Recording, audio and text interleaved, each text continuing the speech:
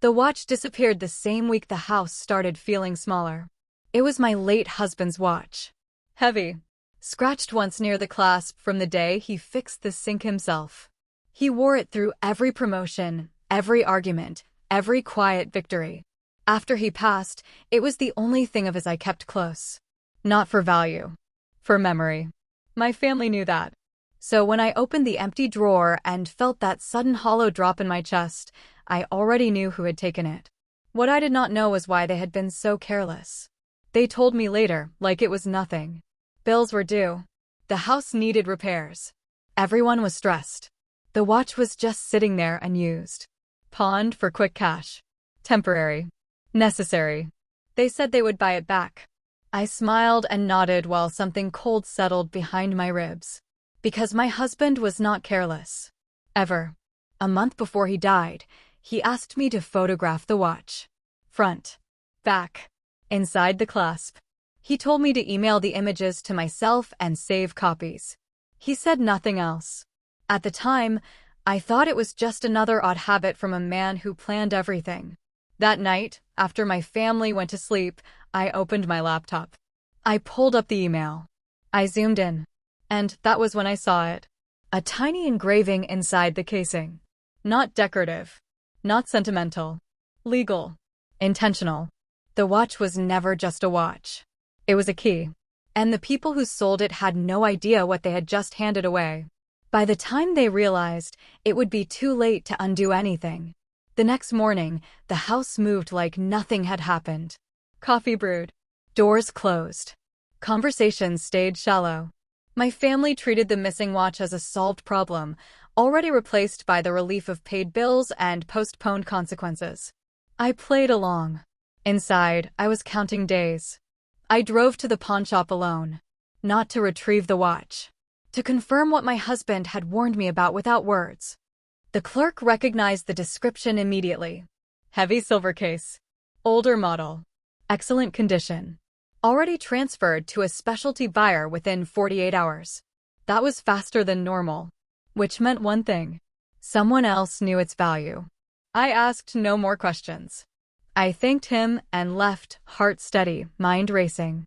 My husband had anticipated this. He had prepared for the watch to leave my hands, just not the way it had. At home, I pulled out a folder from the back of the closet. Deeds. Insurance papers.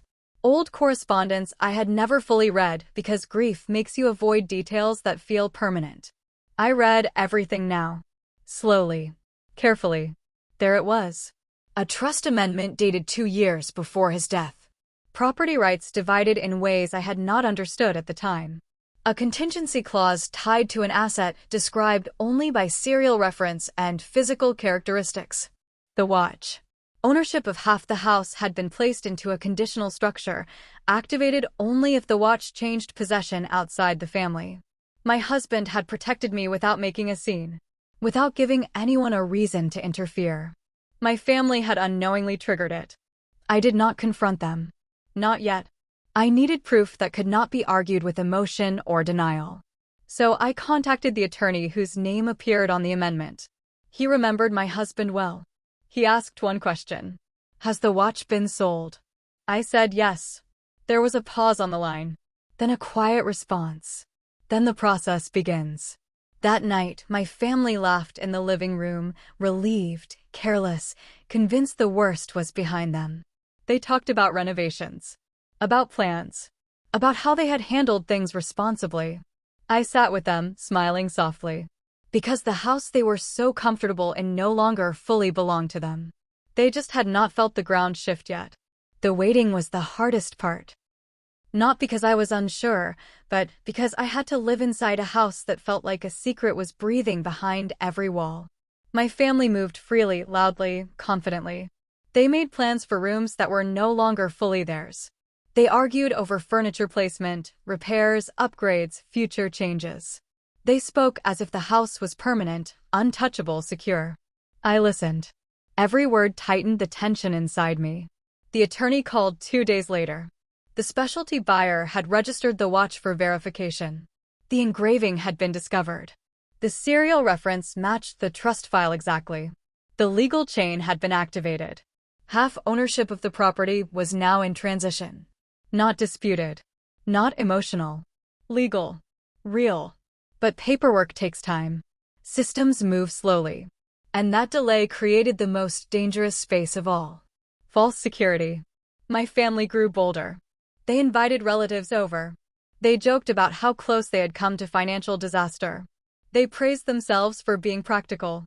They called the watch a blessing in disguise. I watched them celebrate their mistake. One evening, my sister started talking about refinancing the house, about using the property value to fund a business idea. My mother supported it. My uncle offered advice. They spoke with confidence that only comes from believing ownership is guaranteed. That was when I realized something terrifying. They were planning futures on something they were about to lose control of. That night, I walked through the house alone. Every room felt different. Not because it had changed, but because my relationship to it had. Walls stopped feeling permanent. Floors felt temporary. Even the front door felt symbolic, like a line that could be crossed in both directions. The attorney sent me the preliminary documents. Clear language. No ambiguity. Half the house. My name. My husband's foresight. The watch was already in a private collection. Untouchable. The transfer could not be reversed. Which meant the outcome was inevitable. But the timing was not. And timing is where suspense lives. Because my family still believed they were safe. Still believed nothing had changed. Still believed I was grieving, passive, unaware. They had no idea the house they slept in was already in the process of becoming something else. Something divided. Something unstable. Something that would soon force a truth none of them were ready to face. The notice arrived on a Thursday afternoon, folded neatly inside a plain envelope. No warning. No drama. Just facts printed in black ink that carried more weight than any argument ever could. I read it alone in the kitchen. Legal confirmation of ownership change. Temporary restrictions placed on the property. Any refinancing, sale, or structural modification now required joint consent.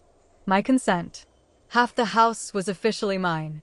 The timing was perfect. That evening, my family gathered around the dining table, excited, animated, already celebrating plans that no longer belonged entirely to them.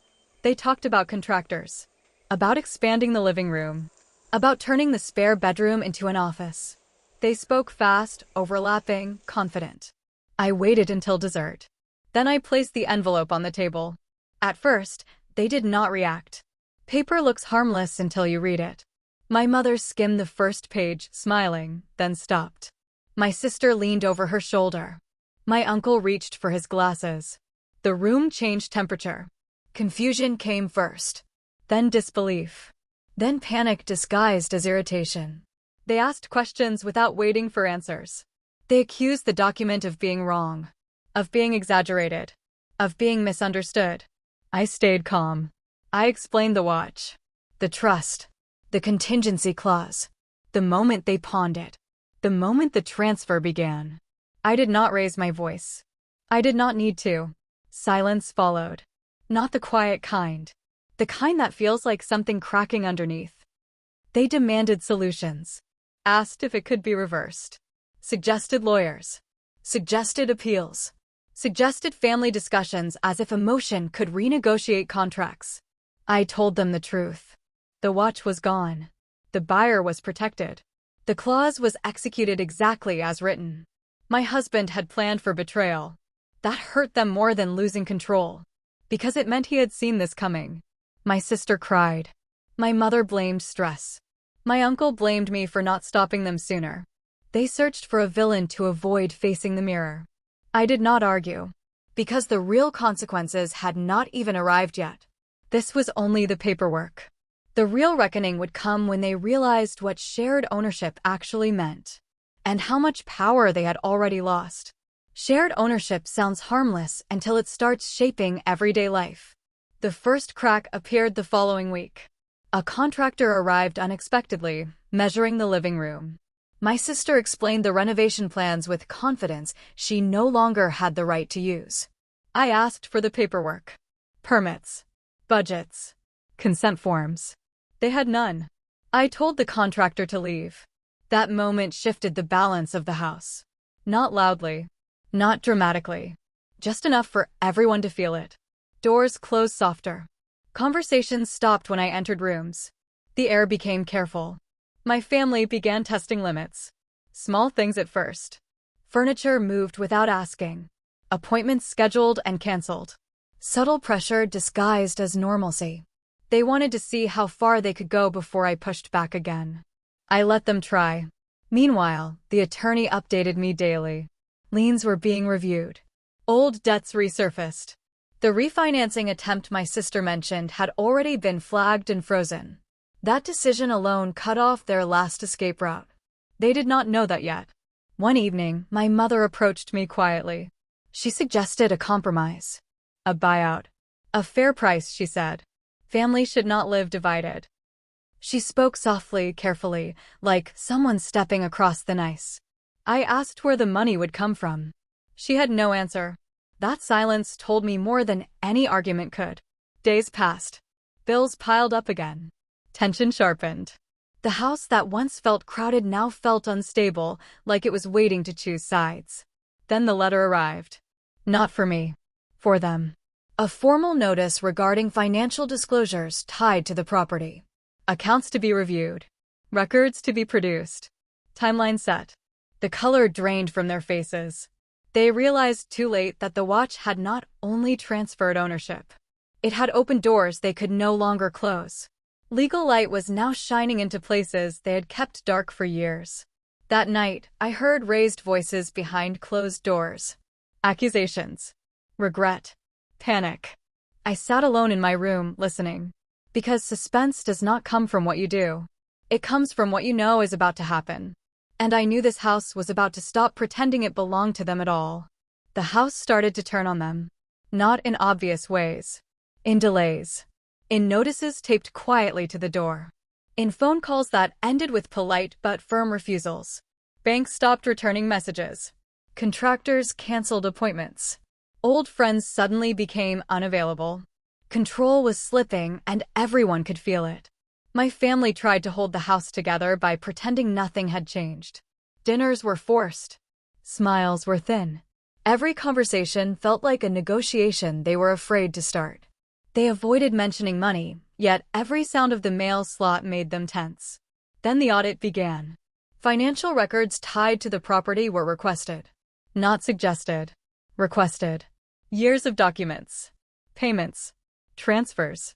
Loans that had never been fully explained. The kind of things people ignore when ownership feels permanent. Ownership no longer felt permanent. My uncle suggested selling quickly before things worsened. My sister argued it was impossible without my signature. My mother begged me to reconsider, saying my husband would not have wanted this kind of division. That was the moment something inside me hardened.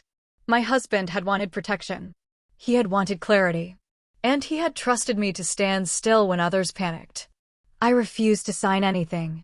The tension became unbearable. Sleep disappeared. Arguments spilled into hallways.